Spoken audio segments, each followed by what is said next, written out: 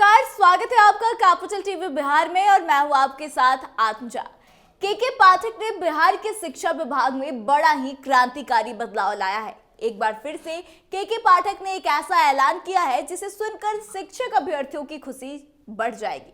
बिहार में एक बार फिर से नौकरियों की बहार आने वाली है। जी हाँ, एक बार फिर से शिक्षा विभाग ने बम्पर बहाली का खाका खींच लिया है।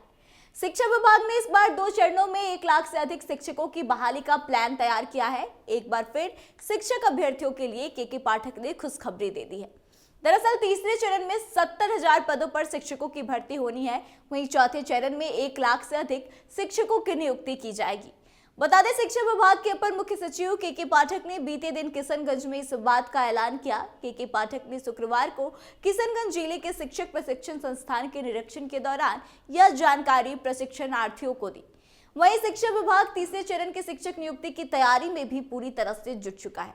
इसी महीने में तीसरे चरण की नियुक्ति का विज्ञापन भी जारी कर दिया जाएगा। परीक्षा मार्च से मई के बीच में कभी भी हो सकती है। वहीं विभाग से मिली जानकारी के अनुसार तीसरे चरण में करीब 70,000 पदों पर नियुक्ति होनी है। शेष पदों पर चौथे चरण में नियुक्ति की जाएगी। तीसरे चरण को लेकर विभाग के द्वारा सभी जिलों से विषयवार रिक्त पदों की सूची भी मांग ली गई है। जल्द ही सामान्य प्रशासन विभाग के माध्यम से बिहार लोक सेवा आयोग यानी कि बीपीएससी को अधियाचना भेजी जाएगी। तीसरे और चौथे चरण की शिक्षक नियुक्ति भी आयोग के माध्यम से ही की जाएगी। मालूम हो कि दूसरे चरण में हुई नियुक्ति में 15,000 अभ्यर्थियों ने पूरक रिजल्ट जारी करने का निर्णय लिया गया था, जिस पर बाद में रोक भी लगा दी गई। इन 15,000 पदों को भी अब तीसरे चरण की नियुक्ति में शामिल कर दिया जाएगा। इसके बाद भी जो पद बच जाएंगे उन्हें अगस्त की परीक्षा में शामिल किया जाएगा। यह जानकारी तो के पाठक ने कल दी है, लेकिन इसके अलावा भी कई सारे ऐसे फरमान हैं जो कि के पाठक ने हाल ही में सुनाया है और वह अपने आप में बड़े ही क्रांतिकारी है। उन्होंने स्कूलों में पढ़ने वाले स्टूडेंट को लेकर एक बहुत बड़ा फैसला लिया है। शिक्षा विभाग को यह आदेश दिया गया है कि सभी स्कूलों में 1 अप्रैल से बेंच डेस्क की आपूर्ति सुनिश्चित करेगा। यदि किसी स्कूल में ऐसा नहीं किया जाता है तो स्कूल के हेडमास्टर और प्रिंसिपल पर बड़ी कार्रवाई हो सकती है।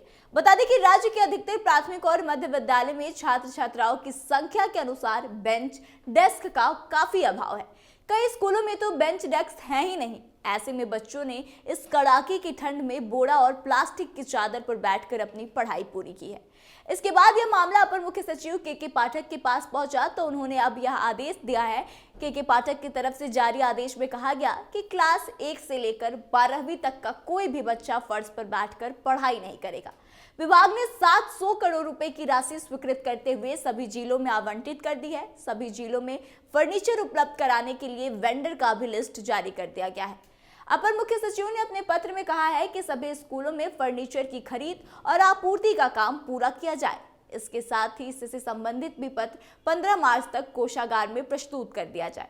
इतना ही नहीं, शिक्षा विभाग के अपर मुख्य सचिव के पाठक बेहद ही सख्त मिजाज के माने जाते हैं और हाल के दिनों में छुट्टी से लौटने के बाद एक बार फिर से पाठक एक्टिव हो गए हैं और फिर से उन्होंने प्रदेश में विभिन्न जिलों के स्कूलों का दौरा करना शुरू कर दिया।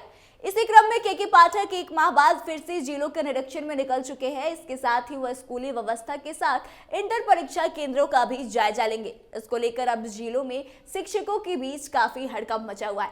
तो इस तरह से बता दें कि पिछले कुछ दिनों में के पाठक ने कई सारे बड़े फरमान सुनाए हैं, जिसमें कि कई सारे क्रांतिकारी फैसले भी बताए जा रहे हैं, क्योंकि इससे पहले किसी ने शिक्षा विभाग की तरफ से यह नहीं सोचा था कि जो बच्चे हैं वह किस तरह से स्कूल में फर्श पर बैठकर पढ़ाई कर रहे हैं, उनको कितनी परेशानियां होती है। लेकिन के पाठक ने उनके बारे में सोचते हुए एक बड़ा फैसला लिया है।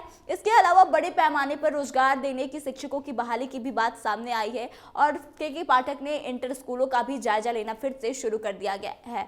तो अब जाहिर सी बात है कि के पाठक एक बार फिर से शिक्षा विभाग में काफी एक्टिव हो गए हैं।